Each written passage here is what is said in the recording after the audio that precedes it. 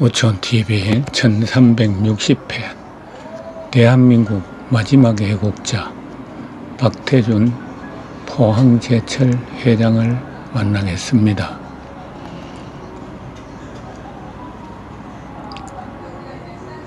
조선일보에 실린 송이달 에디터의 글입니다. 청암 박태준 포항제철 회장은 오늘의 대한민국을 만든 국가 건설자입니다.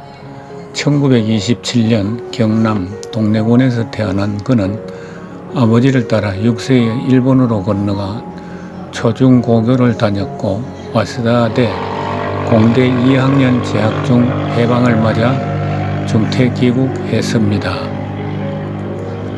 육사 6기로 임관한 그는 6.25 전쟁 당시 경기 포천지역 1년대 중대장이었습니다.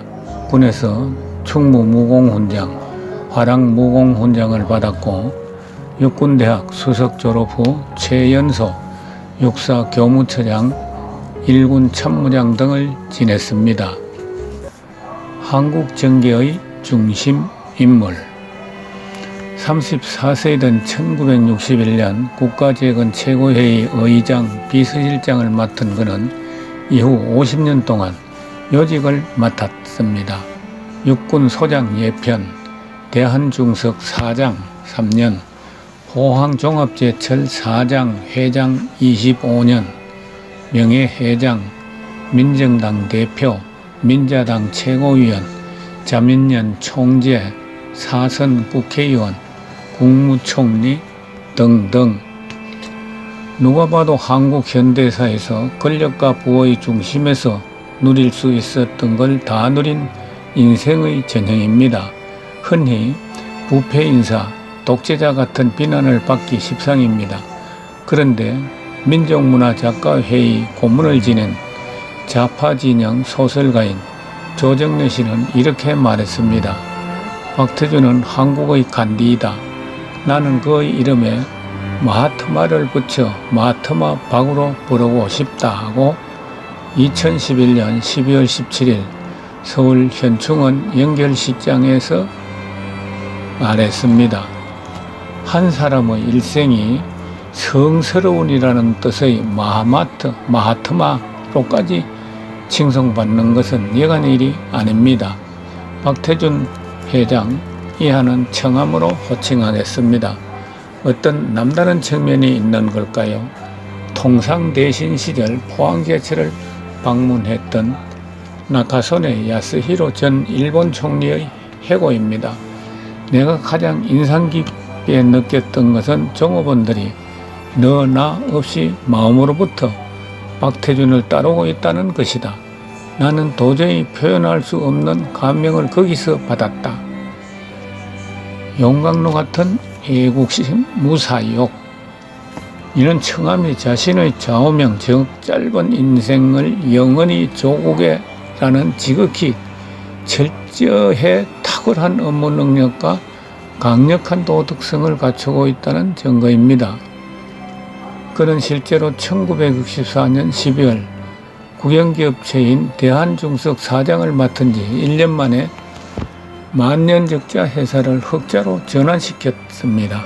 보통 4~5년 걸리는 종합제철소 건설 작업을 제철소 구경조차 한 적이 없는 38명과 함께 착공 3년 3개월 만에 마쳤습니다.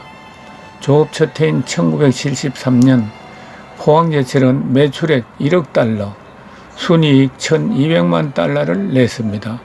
가동 후 50년 가까이 적자였던 일본 동종업계와 비교하면 기적같은 일입니다. 포항제철은 세계 철강사에서 제철소 가동 첫 해부터 이익을 낸 유일한 기업입니다.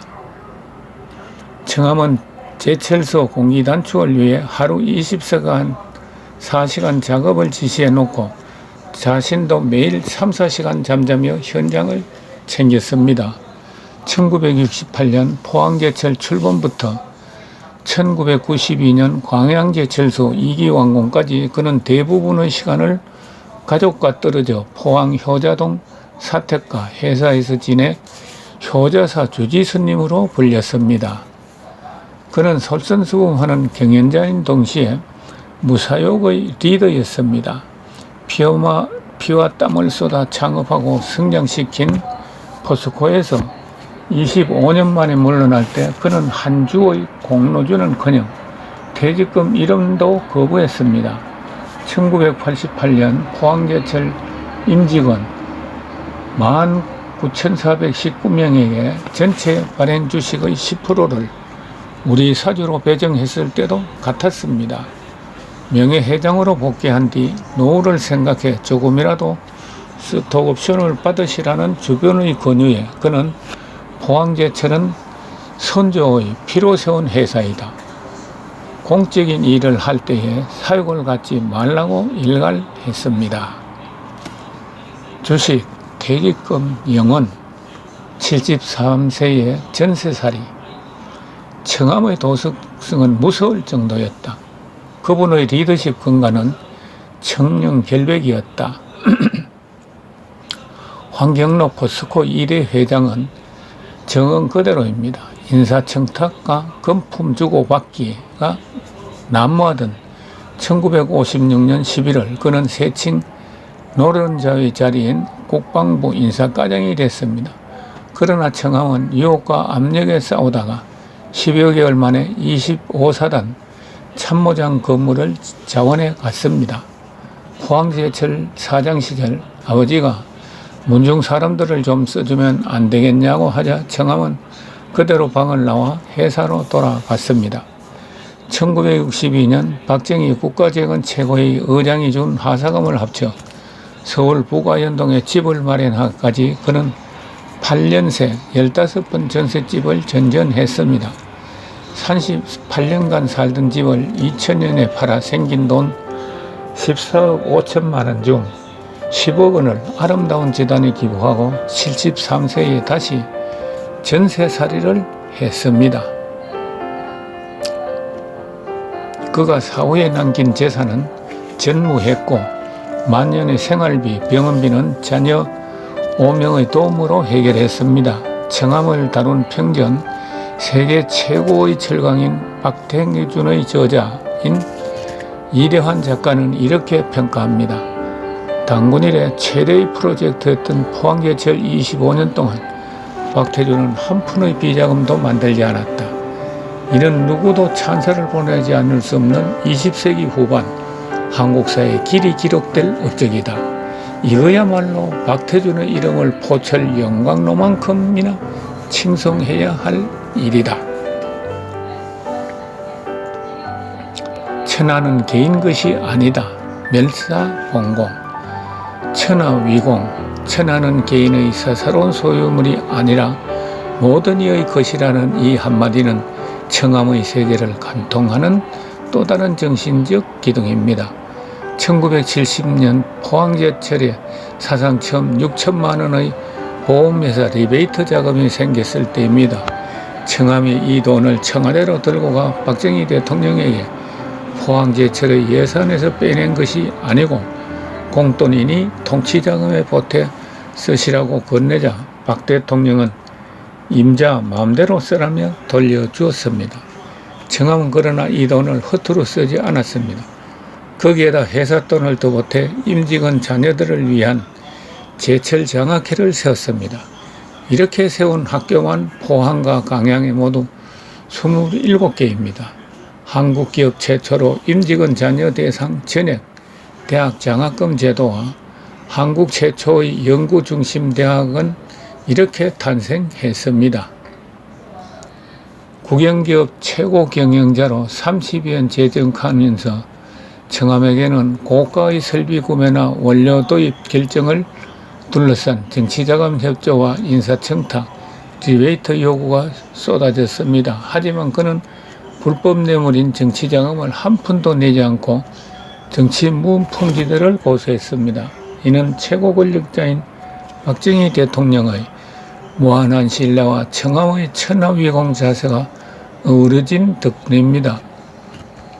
청암이 현실과 적당히 타협했다면 포항제철은 부실회사로 추락하거나 지금도 적자를 걱정하는 236 기업으로 머물러 있을 것입니다. 1965년 한일국교 정상화를 하면서 일본으로부터 받은 대일청구권 자금 일부로 세운 국민기업이라는 칭호도 퇴색했을 게 분명합니다. 장교 시절 담보용변을 쓰지 않았던 청함은 통행금지를 지키다 첫 아이를 잃었습니다. 그는 멸사봉공과 성공 후사를 입으로만 외치지 않고 국제가격보다 20 내지 40% 저렴하게 양질의 철강 제품을 국내 기업들에게 공급하면서 흑자 행진을 이어가는 제철보국 경영에 목숨을 걸었습니다. 회사가 위기에 처할 때마다 그는 우리가 실패하면 조상에게 엄청난 죄를 짓는 것이다. 그러면 모두 우향우해서 영일만 바다에 투신하자고 외치며 돌파구를 열었습니다. 1979년 박정희 서거후 청엄한 포항제철을 정치 외풍에서 지키기 위해 정치권에 발을 들여놨습니다. 1990년 3당 합당 후 민정개혁 수장이 된 그는 김영삼 대통령 후보와의 불화로 1992년 말 민자당 최고위원, 포항제철 회장, 국회의원직에서 모두 물러났습니다.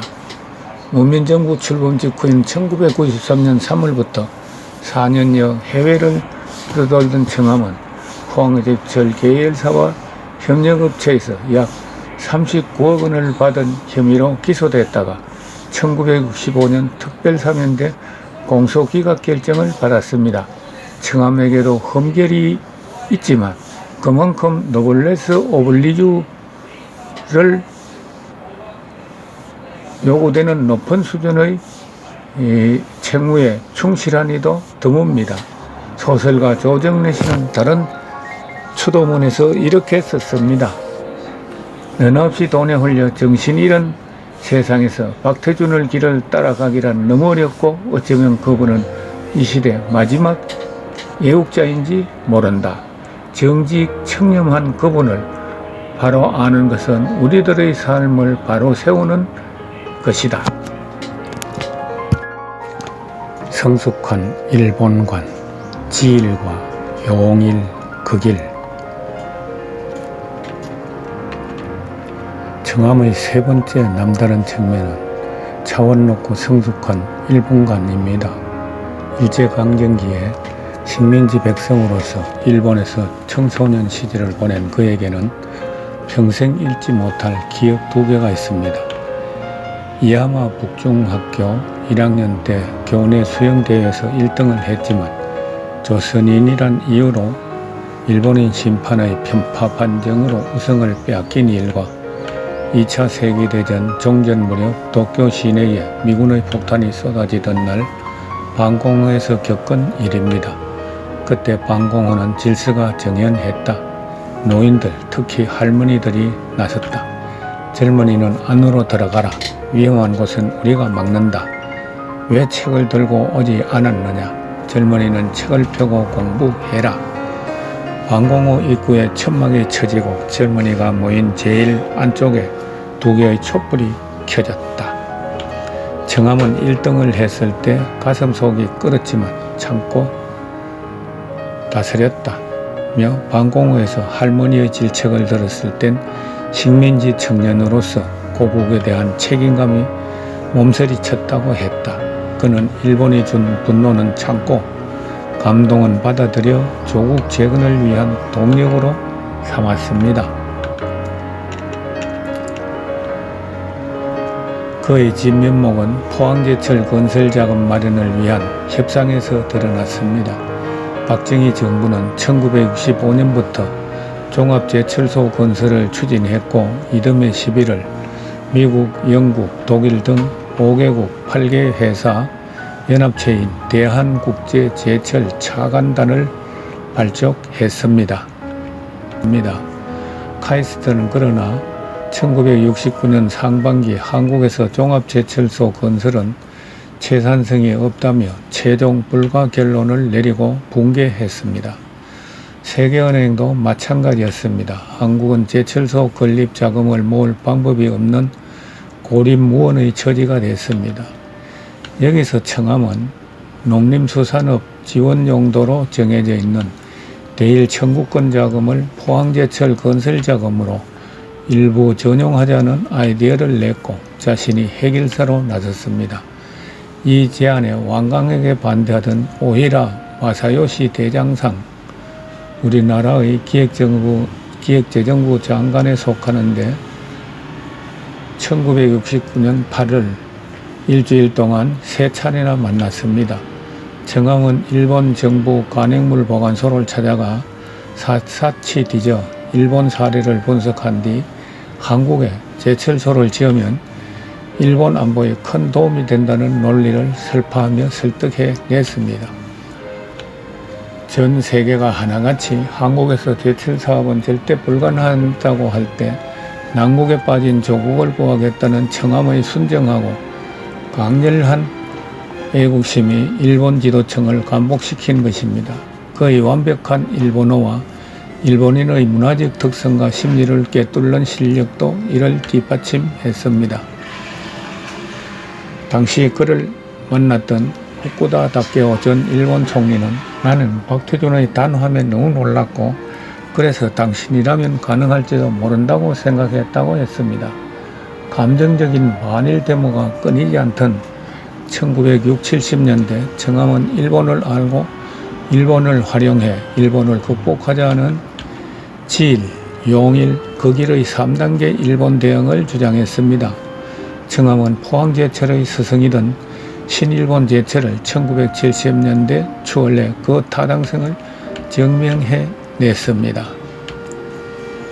불굴의 용기와 투지로 청암이 일궈낸 한일협력 모델은 대한민국의 진정한 산업화와 선진화를 앞당긴 본격 출발점이었습니다. 현해탄 양쪽의 자유민주 시장 경제는 공동 가치관을 바탕으로 우리나라는 일본과 긴밀하게 협조하며 고도 성장을 질주했습니다. 후세 경영자들에게 살아있는 교본. 1978년 중국의 덩샤오핑이 이나야마 요시히로 신일본 제철 회장을 만나 중국에도 포항제철과 같은 제철소를 지어달라고 하자 요시히로 회장은 중국에 박태준이 없지 않습니까? 라며 정중히 거절했습니다. 이 일화는 박태준이 한국을 넘어 최소한 아시아의 인물임을 보여줍니다. 그가 세우고 있던 포항제철은 그의 생전에 품질 경쟁력 세계 1위 철강사가 됐고 영적으로도 1975년 세계 46위에서 3위 1위로 급부상했습니다. 그가 없었다면 한국, 조선, 자동차, 기계, 건설 산업의 성장과 대한민국의 경제대국 도약은 한낱 꿈에 그쳤을 것입니다. 기술도 자본도 없는 철강굴머지라는 현실에 무릎을 꿇지 않고 세계 1등과 초격차 경영을 이뤄낸 박태준은 후세 경영자들에게 살아있는 교본이라며 한국 산업계의 선구자입니다. 그는 1977년 8월 공정률 80%짜리 건물의 부실을 발견하고 서슴없이 폭파명령을 내렸습니다. 그러면서 조국의 백년대계가 여기서 출발한다. 이것은 폭파가 아니라 나라의 운명을 좌우하는 기폭제라고 했습니다. 선조들의 핏값과 후손들의 미래라는 숭고한 대의를 잠시도 잊지 않은 청암이었기에 그는 어떠한 부실, 부정, 불의와 거래할 수도 눈을 감을 수도 없었습니다. 송복 연세대 명예훼손은 이렇게 말합니다. 한국의 저명 인사들을 모두 강당에서의 선비고 책 속의 선비, 말 속의 선비였다. 그러나 박태준은 지와 의와 그리고 염과 애를 행동으로 실천한 현장의 선비이다. 우리나라 세계 어느 나라보다 돈에 대한 집착과 사익 추구가 극심합니다. 그래서 국민들은 진짜 사표이자 롤 모델이 되는 지도자 출연을 더 목말라 하고 있습니다. 국내외 정세와 수십 년 된 패러다임이 크게 요동치는 지금 청암이 평생 붙잡은 네 가지 화두는 우리의 앞길을 비춰주는 등불입니다. 첫째, 짧은 인생을 영은 조국에. 둘째, 절대 절망은 없다. 셋째, 어디서든 세계 1등이 되자. 넷째, 10년 후를 내다봐라. 2023년은 마침 대한민국 최초인 포항제철 1호로 거대한 용광로에서 샘물을 처음 쏟아붓는 반세기를 맞고 청암이 이 땅을 떠난 지 12년이 되는 해입니다.